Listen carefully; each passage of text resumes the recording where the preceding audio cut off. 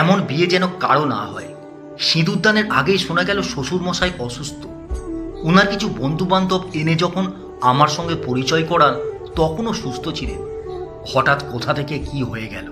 ছাদনাতলা থেকে অনেকেই চলে গেছিলেন হসপিটালে, শুধু কিশোর যায়নি। উদ্বেগ আর উৎকণ্ঠা নিয়ে বিয়েটা কমপ্লিট করল। ভোরের দিকে একজন এসে কিশোরকে ডেকে নিয়ে গেল। বলতে বলতে গেল, তোকেই তো মুখাগ্নি করতে হবে। বুঝলাম শ্বশুরমশাই নেই, সকলেই চলে গেছে তড়িঘড়ি। পড়ে রইলাম আমি একা। সারাদিন ভারী উৎকণ্ঠায় কাটল। বাবা মা দাদা সকলেই চলে গেছিলেন, তারা এখনো ফেরেননি। শুধু মাঝে মাঝে ফোন করে জানাচ্ছেন কিশোর খুব ভেঙে পড়েছে। শাশুড়ি কান্নাকাটি করছে। হঠাৎ করে আমার কেমন যেন মনে হলো আমি অপয়া। না হলে বিয়ের দিনে এমন অ্যাক্সিডেন্ট কেন হবে? এমন কেন হবে? আসলে বিয়ে আমার এখানে হবারই কথা নয়। 3 দিনের মধ্যে কেমন জীবনটা তালগোল পাকিয়ে গেল। সবচেয়ে অবাক হয়েছি কিশোরের ফোন না পাওয়াতে। সারা দিনে একবার অন্তত খোঁজ নিতে পারত। সন্ধ্যার পর বাবা মা ফিরলে উদ্বেগ নিয়ে দৌড়ে গেলাম তাদের কাছে। বাবা অনেকটা ভেবে বললেন, কি করি বলতো জুই, ভারী সমস্যা। এই মুহূর্তে তোকে নিয়ে ওরা কেউ আসতে পারবে না। শোকের মধ্যে যাওয়াটাও ঠিক হবে না। এমন সমস্যায় কেউ পড়েছে কিনা জানি না। বিয়ে হলো অথচ শ্বশুরবাড়ি যেতে পারলাম না। এই হিসেব মতো আগামীকাল হওয়ার কথা বৌভাত, ফুলশয্যা। ওয়েট করেছিলাম কখন কিশোর ফোনটা করে, কিন্তু না, কিশোর ফোন করলো না। বেশি রাতে একটা ফোন এলো ঠিকই, কিন্তু সেটা শাশুড়ির। তিনি অত্যন্ত ধীরে ধীরে বললেন, 13 দিন পার না হলে তোকে আনতে পারবো না রে জুই, এ কটা দিন পার হতে দে। শাশুড়ির কথা শুনে মাথাটা চট করে গরম হয়ে গেল। হিসেব মতন আমি এখন ওই বাড়ির বউ। অসৎ যদি পালন করতেই হয় তবে আমারও করা উচিত। বিয়ে তো হয়ে গেছে। দৌড়ে বাবার ঘরে গেলাম। আমায় দেখে বাবা চোখ তুলে চাইলেন। তার চোখে মুখে মারাত্মক আতঙ্কের ছাপ। এত চাপে বাবাকে কোনোদিন দেখিনি। আমি যা জিজ্ঞেস করতে চাইলাম পারলাম না, শুধু বললাম, অসৎ কি আমাকেও পালন করতে হবে? বাবাকে যেন কেউ ঘুম থেকে হঠাৎ ডেকে তুলল।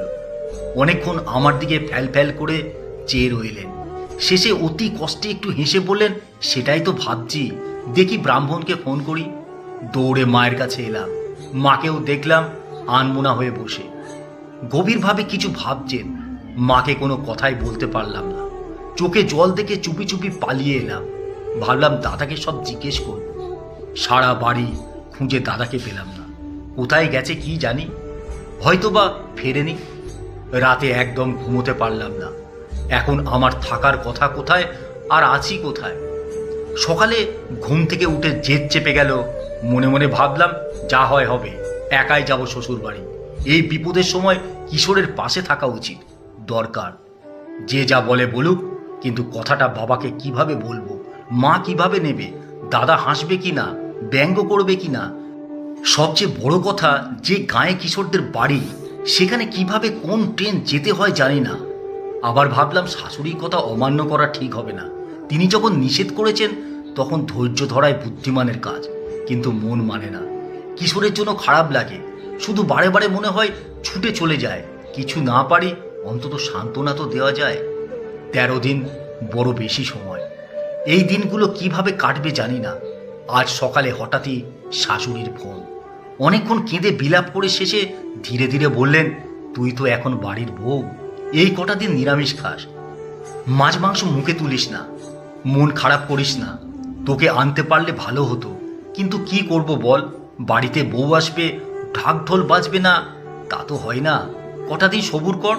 শাশুড়িকে অনেক কথা বলার ইচ্ছে ছিল, কিন্তু কিছুই বলতে পারলাম না। ওনার কথাগুলো কেমন যেন মায়া লাগলো, শুনতেই ইচ্ছে করে। দুবার শাশুড়ি ফোন করে ফেললো, অথচ কিশোর একবারও রিং করলো না। ধীরে ধীরে ওর ওপর রাগ হতে লাগলো। 2 দিন যেতে না যেতেই দম বন্ধ হয়ে আসতে লাগলো। শুধু কিশোরের কথা মনে পড়ে। কি করছে, কি খাচ্ছে, এসব নিয়ে চিন্তা হতে লাগলো। শুধু ফল খেয়ে থাকতে পারছে কিনা জানতে ইচ্ছে হচ্ছে। যখন এসব ভাবছি তখন আর রাগ থাকছে না, সব জল হয়ে যাচ্ছে। মনে হচ্ছে কাছে ডেকে আদর করি। যে লোকটাকে 1 সপ্তাহ আগে জানতাম না, চিনতাম না, তার জন্য ভেতরে এত মায়া কোথা থেকে উদয় হলো?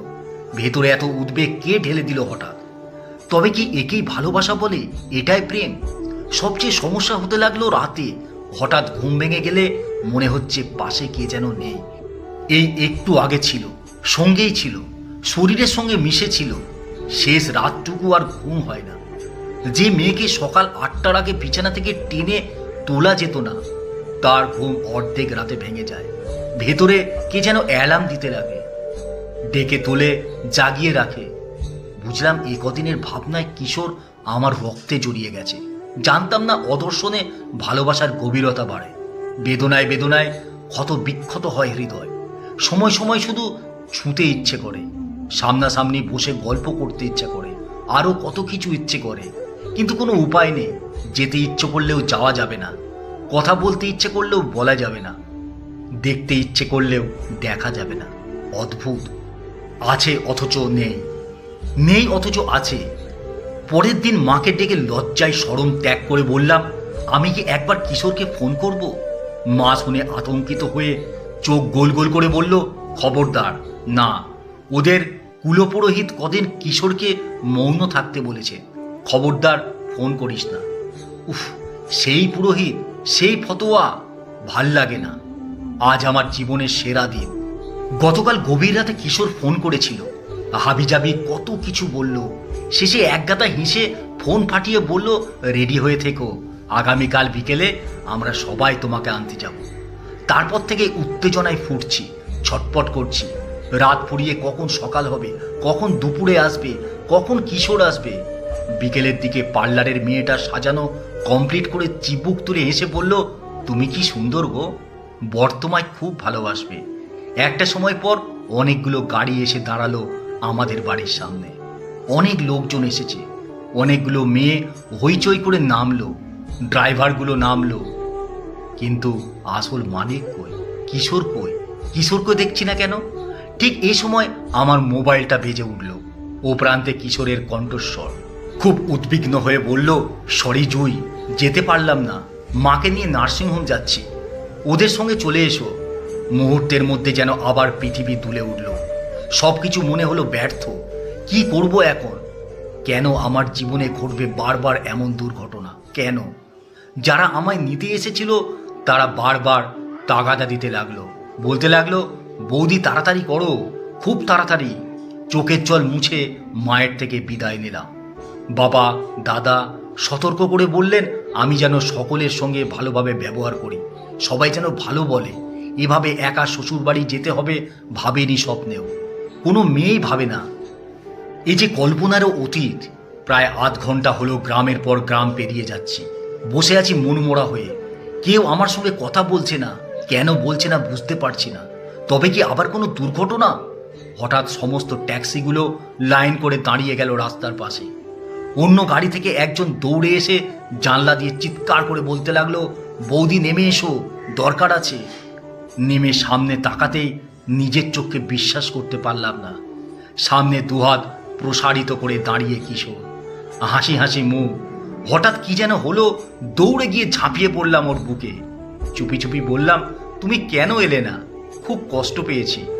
কিশোর অনেকক্ষণ চুপ করে রইল, তারপর ধীরে ধীরে বলল, 1 বছর কারো বাড়ি যেতে নেই, খেতে নেই, আমি যে একমাত্র ছেলে জুঁই।